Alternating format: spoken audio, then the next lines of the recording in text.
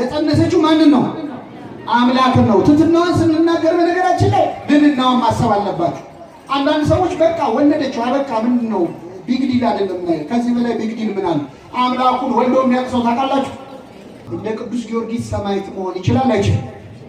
እንደ አቡነ ተክለ ሃይማኖት ጻድቅ መሆን ይችላል አይችልም? ድንግል ማርያምን መሆን ግን አይችልም። አንዴ የተፈጸመ ነገር። ቅዱስ ቅዱስ ቅዱስ እያሉ መላእክት የሚዘምሩለት ልጅሽን ምን ብለሽ አስተኛሽ? የማይተኛውን አምላክ ምን ብለሽ አስተኛሽ? የእሷ ክብር እኮ የተለየ ነው። ይህን ክብር ይዛ ግን አንድ የትዕቢት ንግግር የለባት። ትገርማ። እኔ እኮ አሁን አንዳንድ ሰዎች በዘመናችን ምንድን ነው ድንግል ማርያም እኮ እኛም በዛ ዘመን ብንኖር እንወልደው ነበር የሚሉ ደፋሮች። ገና ስትመጣ እኮ ነው ድምጿን ስትሰማ ምን ሞላባት? አይሰማም። እመቤታችን ድምጿን ታሰማል። ድምጿ ምን ይሞላል? መንፈስ ቅዱስ ይሞላል። አሁን አንዳንድ ሰው አባታችን ሆይ ብለን እመቤታችን ሆይ እንላለን። ለምን እመቤታችን ሆይ ትላላችሁ? አባታችን ሆይ በሉ አለ እንጂ እመቤታችን ሆይ በሉ አለ ወይ ነው? ጌታ አባታችን ሆይ በሉ አለ እንጂ አባታችን ሆይ ካላችሁ በኋላ ምንም ትንፍሽ እንዳትሉ ብሎ አላለም። የጸሎት መጀመሪያ እንጂ መዝጊያ አይደለም። ግን እኔ አሁን እዚህ መሀል አባታችን ሆይ ተብሎ እመቤታችን ሆይ ሲባል ከእግዚአብሔር ጋር የሚጋፋ ለሚመስለው ሰው ኤልሳቤጥ አስተማረች። አንቺ የተባረክሽ ነሽ፣ የማኅፀንሽን ፍሬ እናትና ልጅን አብራ አመሰገነች። አያችሁ፣ ትውልድ ሁሉ ምን ይሉኛል? አሁን ዛሬ የማያመሰግኗ ሰዎች አሉ የለው?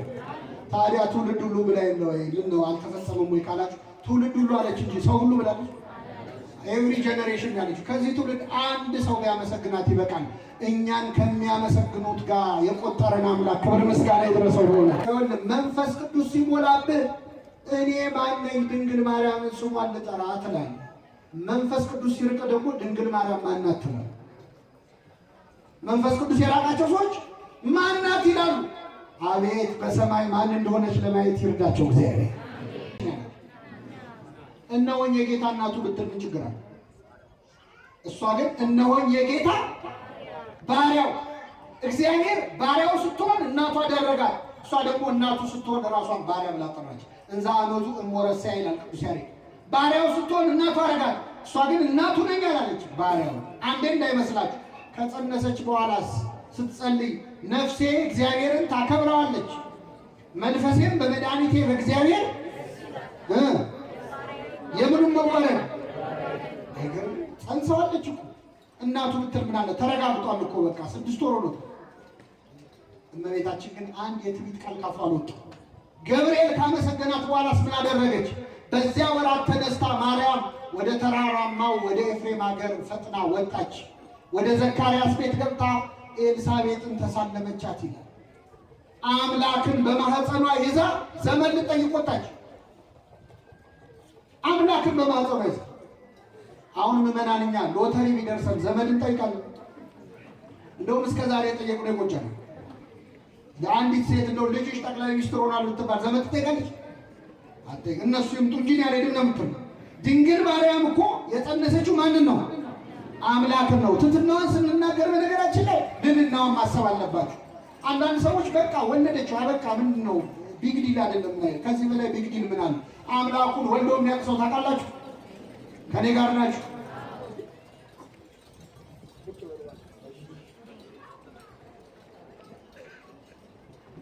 አምላኩን ወልዶ የሚያውቅ ሰው ታውቃላችሁ? የለም አይደል? ከሷም በፊት ሰው እንደ ቅዱስ ጊዮርጊስ ሰማዕት መሆን ይችላል አይችልም? እንደ አቡነ ተክለ ሃይማኖት ጻድቅ መሆን ይችላል አይችልም? ድንግል ማርያምን መሆን ግን አይችልም። አንዴ የተፈጸመ ነገር።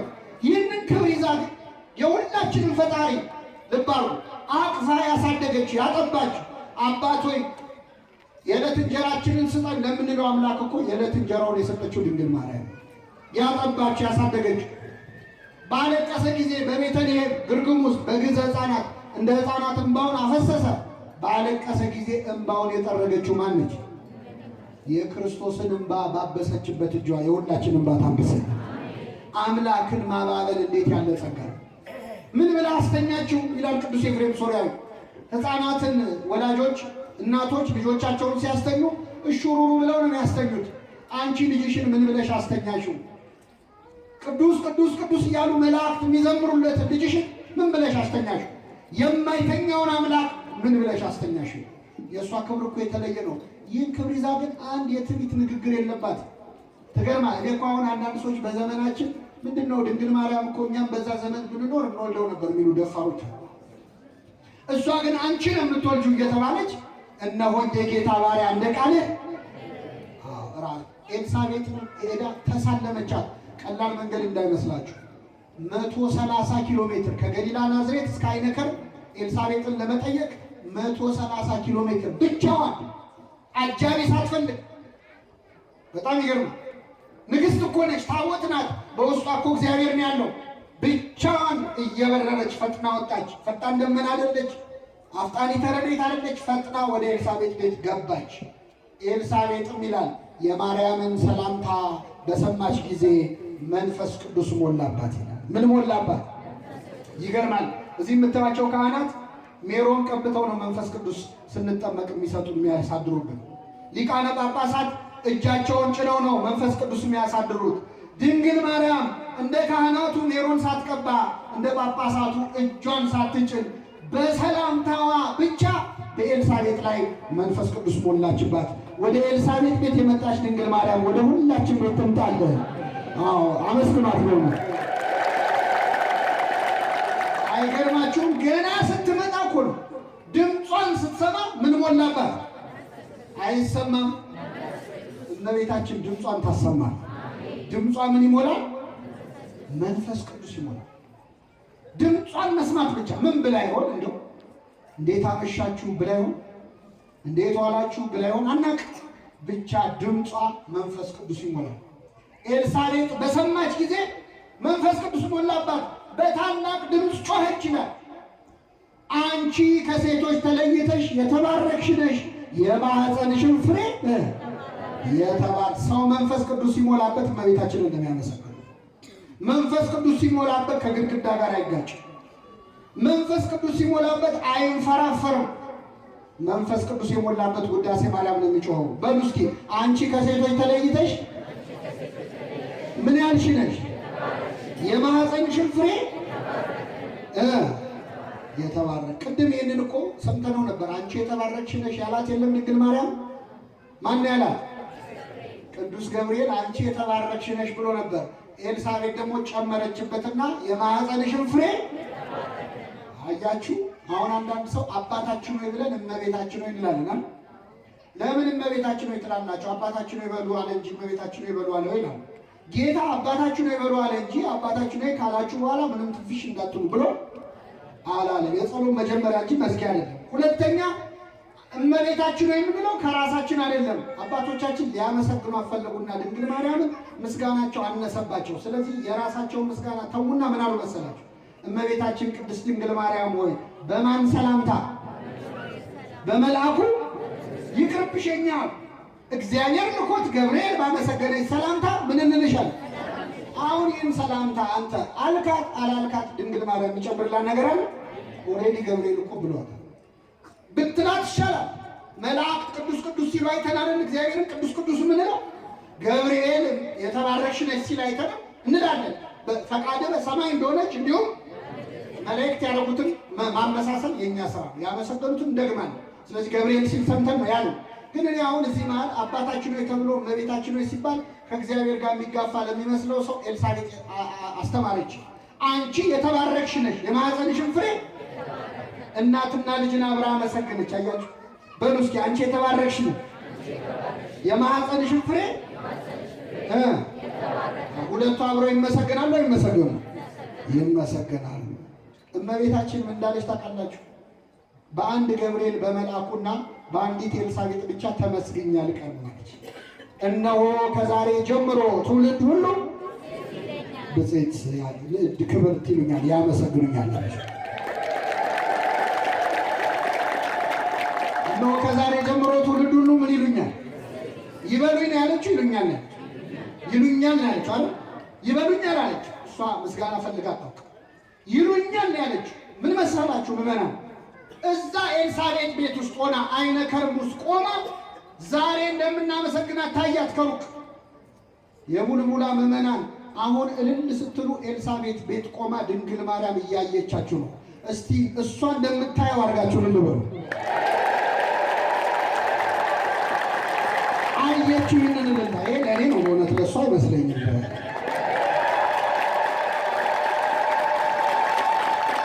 ትውልድ ሁሉ ምን ይሉኛል? አሁን ዛሬ የማያመሰግኗ ሰዎች አሉ የሉ? ታዲያ ትውልድ ሁሉ ብላ የለው ነው አልተፈጸመም ወይ ካላችሁ፣ ትውልድ ሁሉ አለች እንጂ ሰው ሁሉ ብላለች። ኤቭሪ ጀነሬሽን ያለች። ከዚህ ትውልድ አንድ ሰው ቢያመሰግናት ይበቃል። እኛን ከሚያመሰግኑት ጋር የቆጠረን አምላክ ክብር ምስጋና ይድረሰው ሆነ እና አንቺ የተባረክሽ ነሽ፣ የማኅፀንሽን ፍሬ የጌታዬ እናት አለች። የምን እናት? የአክስቷ ልጅ እኮ ነች። ደህና ነሽ ማርያም አላለች። የምን እናት? ድንግል ማርያም ክርስቶስን ከጸነሰች በኋላ በስሙ አትጠራም። ዝም ብሎ ዘንጥሎ ማርያም አይባል። መላእክትም አጠራራቸውን ቀየሩ እኮ።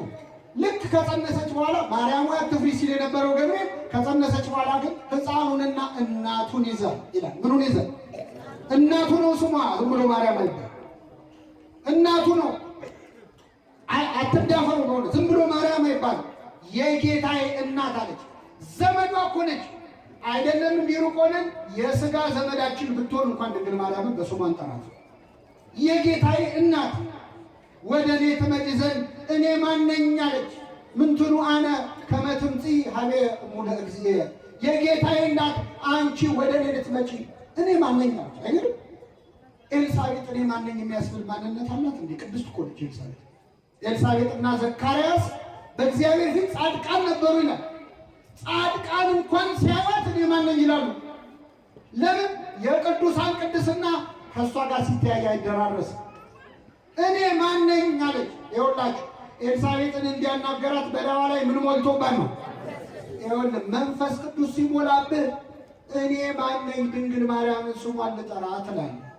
መንፈስ ቅዱስ ሲርቅ ደግሞ ድንግል ማርያም ማናት ትላለህ። መንፈስ ቅዱስ የራቃቸው ሰዎች ማናት ይላሉ። አቤት በሰማይ ማን እንደሆነች ለማየት ይርዳቸው እግዚአብሔር። ኤልሳቤጥ ግን መንፈስ ቅዱስ ሞላባት። ዝምድናውን ረሳችሁ። እኔ ማነኝ አንቺ ወደ እኔ ልትመጪ? ዘመድ አይደለሽ ወይ? ለምን መጠየቅ አለብሽ? አይደል? ምን ነው ጠፋሽ? አይደለም። እኔ ማነኝ አንቺ ወደ እኔ ልትመጪ? የሰላምታሽ ድምፅ በጆሮዬ በገባ ጊዜ ጽንሱ በማኅፀኔ በደስታ ዘለለ። ዮሐንስ ውስጥ ሆኖ ዘለለ። አይገርማችሁ? ሆድ ውስጥ ያለ ሕፃን ኖር ብሎ የተቀበላት እንግዳ እኮ ድንግል ማርያም ብቻ ነች። ኖር ብሎ ተነሳ። አይወጣ ነገር ገና 3 ወር ይቀረዋል። የ6 ወር ጽንስ ነው። ሆድ ውስጥ ሆኖ የእናቱን ሆድ አንኳኳ። ውስጥ ሆኖ አንደበት የለውም፣ ግን እናቱን አስጨነቃት። እናቱ ጮኻ ተናገረች። የሰላምታሽ ድምፅ በጆሮ የሚገባ ጽንሱ በማኅፀኔ በደስታ ምን አለ? ዘለለ። ዮሐንስ ድምጿን ሰምቶ ሆድ ውስጥ ሆኖ ሰምቶ ተንቀሳቀሰ። ሆድ ውስጥ ያለ ሕፃን የሚበልጣቸው ሰዎች አሉ። አሁን ዛሬ ድንግል ማርያምን ማክበር የሚከብዳቸው ሆድ ውስጥ ያለ ሕፃን እንዴት ይበልጣል? ውስጥ ሆኖ መታ የእናቱን በር አንኳኳ፣ ተንቀሳቀሰ። ቅዱስ ያሬድ ሰገደ ብሎ ተርጉሞታል። አሁን ምናልባት ይህን ስናገር እዚህ ማለት እናት ሆናችሁ የምታውቁ ሰዎች 6 ወር የሞላው ሕፃን ሆዳችሁ ውስጥ ካለ ጽንሱ ሲዘል ይታወቃችኋል? አይታወቃችሁ? ይታወቃል አይደል? ታዲያ ምንድን ነው የሁሉ ልልታ? ማንኛውም ኃጢአተኛ ሴት ራሱ ሆዷ ውስጥ ሲንቀሳቀስ ታውቃለች። ሲዘል ልጁን ታውቃለች? አታውቅም? ግን አንዲት ሴት ልጁ በደስታ ይዝለል በሐዘን ይዝለል ታውቃለች? የትኛው አልትራሳውንድ ነው ዛሬ ልጅሽ ፈገግ ብሏል የሚላለ? የለም። ጽንሱ ዘለለ አይደለም ያለችው። ጽንሱ በማኅፀኔ በምን ዘለለ? ዮሐንስን ያስደሰተችን አምላክ ሁላችንን ደስ ታሰኘን ብሎናል። ግንቧ ሐዘን ያስረሳል ለካ። ደስ አለው በቃ። የእሷን ድምፅ ቅድም መምህሩ ከኔ ቀድሞ ያስተማሩት ዓይኖቼ ማዳንን አይተዋልና ባሪያህን አሰናብተዋል ስምዖን ሲሉ ነበረ። እሱ ዓይኑ ማዳን ስላየ ነው። ዮሐንስ ደግሞ ጆሮ የእናቱን ድምፅ ስለሰማ ከዛ በኋላ በረሃ ሸሸ፣ መነነ። የእሷን ድምፅ የሰሙ ሰዎች ዓለም ያስጠላቸዋል፣ ምናኔ ያምራቸዋል። እና አንቺ የተባረክሽ ነሽ፣ የማኅፀንሽ ፍሬ ቡሩክ ነው። የጌታዬ እናት ወደ እኔ ልትመጪ እኔ ማን ነኝ? የሰላምታሽ ድምፅ በጆሮዬ በገባ ጊዜ ጽንሱ በማኅፀኔ በደስታ ዘለለ ብላ አመሰገነቻል። አንድ ሁለት ነገር ነግሬያቸው አበቃለሁ። ምዕመናን አሁን ዛሬ በቤታችን ያረፈችበት ቀን ነው። ቅድም ወንድምቶቻችን ሞት ለሚሞት ሰው ይገባል፣ ሞታ ለማርያም ያዕጥር ለኩሉ፣ የማርያም ሞት ግን ሁሉን ያስገርማል ሲሉ ነበር። የእመቤታችን ሞት ለምንድን ነው የሚገርመው? እንኳን እሷ ልጇስ ሞቶ የለም ሞቷል። ግን እሱ የሞተው ለማን ነው? ዓለምን ለማዳን። እሱ የሞተው የማንን ሞት ነው? እሷ የእኛን ሁሉ ሞት ሳትሞት ኃጢአትም ሳትሰራ መሞቷን ስናስብ ይገርመናል፣ በጣም ይገርመናል። በደል ያልተገኘባት ለምን መሰላችሁ? የድንግል ማርያም ሞት የሚገርመን ሞት ወደ እሷ ሲመጣ የሆነውን ቅዱስ ያዕቆብ ዘስሩግ ተናግሯል። ሞት የተፈረካከሰው የተዋረደው በማኅፀኗ ፍሬ ነው አይደል? ሞት የሞተው በክርስቶስ ነው። ዓርብ ዕለት ነው ልጇ ነው ሞትን ያዋረደው። ስለዚህ ሞት ወደ ሕይወት እናት ወደ ድንግል ማርያም ሊመጣ ሲል ፈራ ይላል። በዚህ ቤተሰብ ምን እንደደረሰበት ያውቃል። ከዚህ በፊት ክርስቶስን አገኘው ብሎ ውጣለው ብሎ መጥቶ መስቀሉ ላይ አስጨንቆ ሞትን ድል ነስቶ ሕይወትን ለሁላችን ሰጥቶናል አይደል? ስለዚህ አሁን የሕይወት እናት ስትሞት አይገርም? ሕይወትን ወልዳ መሞቷ በጣም ይደንቃል። ወደ እሷ ሲመጣ ቅድም አስተርእዮ በሰማይ ኮነ እያሉ ሲዘምሩ ነበር። የዛሬው ዕለት እመቤታችን ሥጋዋና ነፍሷ ሲለያይ ያ እግዚአብሔርን የሚያከብር ነፍሷ ወደ እግዚአብሔር ሲወሰድ ሐዋርያት በምድር አዝነዋል፣ በሰማይ ግን ደስታ ነበረ። በሰማይ ምን ነበረ? ደስታ ነበረ። ለምን? እመቤታችን ነፍሷ ከሥጋዋ ተለይታ ነፍሷ ወደ ሰማይ ሄደች እኮ ወደ ልጇ ሄደች ማለት ነው። ወደ ማን ነው? ወደ ልጇ። እኛ የሚገርመን በእውነት በሰማይ እንዴት ይሆን የተደረገላት አቀባበል? መላእክት ምን ብለው ይሆን? ገብርኤል እዚህ ጸጋን የተሞላሽ ሆይ ምን ይበልሽ ብሎ ነበር። ወደ ሰማይ ስትመጣ ገብርኤል ምን ብሎ ዘምሮ ይሆን? በእውነት ኤልሳቤጥ ወደ እኔ ትመጪ ዘንድ እንዴት ይሆናል ብላ ይሆን? የሰማይ ቅዱሳን ህብረት እንዴት ነው የተቀበሏት ድንግል ማርያም? በእውነት በቤታችን ፍቅሯን በሁላችን ልብ ትሳልበት። አባቶቻችን ሁሉ ነገር ውስጥ እመቤታችን አለች። ይችን ነግሬያችሁ ላምቅ። ልጅ ሲወለድ ምን እየተባለ ነው የተወለዳችሁ? ቀረ እንዴ? ማርያም ልክ ልንጠይቃት ልክ ስትወልድ ደግሞ ስሟ ይቀየርና የምን አራስ ትሆናለች? የማርያም አራስ። ስትጠይቁ ደግሞ ሄዳችሁ እንኳን ምን ትመልሳለች? እሱ ማርያም ታኖር ታኖርሻል። ምን አገናኘው ይላል። አሁን አንዳንድ ሰው ምን አገናኘው እንኳን ማርያም ማረችሽ። ጽንስና ድንግል ማርያምን አንዳንድ ሆስፒታል ውስጥም ስለ ማርያም ሳይሆን አንዳንድ ሰዎች ምን አገናኛው ከእሷ ጋር ይላሉ። ጽንስና እመቤታችንን የሚያገናኛቸው መጽሐፍ ቅዱስ ነው። የሰላምታሽ ድምፅ በጆሮዬ በገባ ጊዜ ጽንሱ በማኅፀኔ በደስታ ዘለለ። የእሷ ስም ሲነሳ ጽንስ የሆነ ነገር እንደሚሆን ያየነው መጽሐፍ ቅዱስ ላይ ነው። ስለዚህ ማርያም ማርያም ብለን ተወልደናል። ገና እስከ ምጽአት ድረስ ማርያም ማርያም እያለን እንወልዳለን። እግዚአብሔር ክብር ምስጋና ይድረሰው። ምን እናድርግ እንግዲህ ተጽፎ ያገኘነው ነው ምን ደግመው የሰላምታሽ ድምፅ በጆሮዬ ምን ባለ ጊዜ ትልቁ አዋላጅ እመቤታችን ነች። እና ሁሉ ነገር ውስጥ ማርያም ልጆችም ስንሯሯጥ ድሮ የምን መንገድ ስጠኝ ነበረ ማለት አቤት ጥቁር ነገር ሰውነታችን ላይ ሲወጣስ ይገርማቸዋል። አንዱ ሰውዬ መረረው ምንድን ነው አለ። ልጅ ተወለደ ማርያም ሩጫ ሆነ ማርያም አልበዛም ወይ አላቸው። አንድ አባት ጋር ሲላቸው እኛ አባት ለእውነት አባቶቻችን መልስ ያውቃሉና ብርቱካን የተቀመጠ ብርቱካን ነበር ቤት ውስጥ። እስቲ ያን ብርቱካን አቀብለኛ እሺ አለና ሰጣቸው። ላጡና ጥርግ አድርገው በሉ። አይኑ እያየ ልጁ ማለት እንደው አንድ አንጓውን እንኳን ይሰጡኛል ብሎ ሲጠብቅ የለም። ጥርግ አድርገው በሉና ልጣጩን እንካጣለዋል። እሺ ብሎ እየተበሳቸው ወረወረው። እኔም ምን አሉት? አሁን የበላሁት ብርቱካን ይጣፍጣል አይጣፍጥም? ደሙ ፈላ። እንዴ ይጣፍጥ አይጣፍጥ እኔ ምን አውቃለሁ አለ። ለምን አታውቅም አሉት። አልቀመስኩትም አለ። የድንግል ማርያምን ፍቅሯን ካልቀመስኩ አታውቀውም ማለት ነው። የመናን ጥቅሱ ሊጠፋን ይችላል። ብዙ እናቶች ድንግል ማርያም ታማልዳለች ወይ ይኸው ዮሐንስ ወንጌል ምዕራፍ 2 ላይ እኮ አማልዳለች ብለው ጥቅስ ማሳየት አይችሉም። በእሷ ምልጃ የዳነ ቁስላቸውን ግን ገልጠው ማሳየት የሚችሉ ሰዎች አሉ የሉ? ለምልጃዋ ምስክሮቹ እኛ ነን። ከመጽሐፍ አይደለም ያገኘነው። እመቤታችን ለማማለዷ ቆመን መሄዳችን ምስክር የሆነ በጣም ብዙ ሰዎች ነው። አባቶቻችን ያስተማሩን በተግባር ያዩትን ነው። አባ ጊዮርጊስ ዘጋስጫለውን ነግሬያችሁ ልውረድ። ከኔ ጋር ናችሁ? እዚህ መሀል በእውነት ይህን ትምህርት የምትሰሙ ሰዎች አንድ ጸሎት እንድትጸልዩ እመክራቸዋለሁ። አርጋኖነ ድንግል ወይም አርጋኖን የሚባል እስቲ አርጋኖን በሉ። ይኸውላችሁ በጣም ጥልቅ የጸሎት መጽሐፍ ነው። እንደው ለግርማ ሞገስ ለምናምን ለቡዳ አልጋ ላይ ለሚሸና የሚባል መጽሐፍ የለም በቤተክርስቲያን። እሺ እሱ ጥቆላ ነው። በቤተክርስቲያናችን ያለው መጽሐፍ ውዳሴ ማርያም፣ ዳዊት፣ አርጋኖን። እስቲ አርጋኖን በሉ። አባ ጊዮርጊስ ነው የደረሰው። በጣም ፍቅሯን ያሳድራል በእውነት። እዚህ መሀል ሁለት አይነት ሰው አለ። አንዳንዱ ሰው እኔ ይቅርታ አድርጉልኝ አልጠላትም፣ ግን ብዙም አይገባኝም የድንግል ማርያም ነገር የሚላል። እንዲህ ለምትሉ ሰዎች እግዚአብሔር ፍቅሯን ይጨምርልን፣ ለሁላችን ይጨምርልን። ኤልሳቤጥ ያመሰገነችው ምን ሞልቶባት ነው? ስለዚህ መንፈስ ቅዱስ ካልሞላበት እሷ ነገር አይመጣም። ትሁት መሆን አለብን። እታች ያለ ነገር ለማየት ማጎንበስ ያስፈልጋል። በጣም ትሁት ስለሆነች እመቤታችን ዝቅ ካላልክ አታያትም። ትዕቢተኛ ከሆንክማ ትመጣለች። ሁለተኛው ደግሞ አይ እኔ ድንግል ማርያምን በጣም መውደዴን ነው በዝቶብኝ ክርስቶስ ቅር እንዳይለው ለእሷ ፍቅር አብዝቼ ብሎ ደግሞ የሚጨንቀው ሰው አለ። እንደዚህ ካላችሁ እንዳትጨነቁ። የፈለገ ብንወዳት ልጇ ከወደዳት በላይ ልንወዳት እንችላለን። እርሷን መውደድ ጥፋት ከሆነ የመጀመሪያ ወዳጇ ማን ነው? ልጇ ነው። እና አባ ጊዮርጊስ ይገርማቸዋል፣ በጣም እመቤታችንን ይወዳታል። አርጋኖነ ድንግልን የጻፈ ነው። እና በሕይወት ዘመኑ አፄ ዳዊት የተባለ ንጉሥ አሳስሮት ከ10 ዓመት በላይ እስር ቤት ውስጥ ማቀቅ እና በቃ ከዚህ በኋላ አልፈታም እዚሁ ነው የምሞተው ብሎ መቃብር ቆፍሮ ሊቀበር እዛ ሲጠብቅ የእግዚአብሔር ነገር ሆነና አባ ጊዮርጊስ ሳይሞት አፄ ዳዊት ሞተ ከፈረስ ላይ ወድቆ። ከዛ አንድ ሰው የበረረ በፈረስ መጥቶ አባ ጊዮርጊስን አባታችን የምስራቸው ምስር ብላ ምን ነው ሲያሰቃይ ሲያስር የነበረው አፄ ዳዊት ዛሬ ከፈረስ ወድቆ ሞተ እኮ አለ።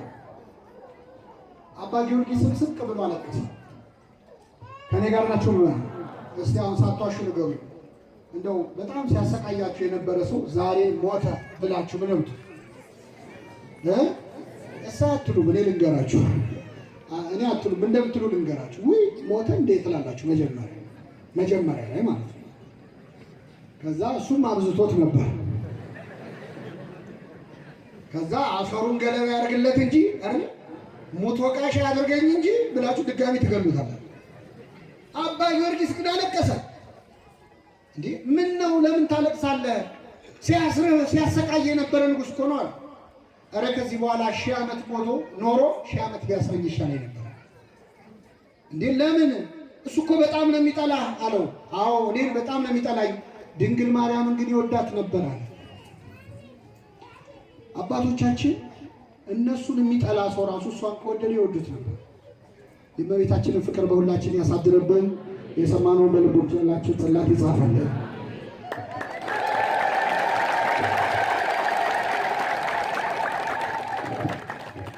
ያስተማረን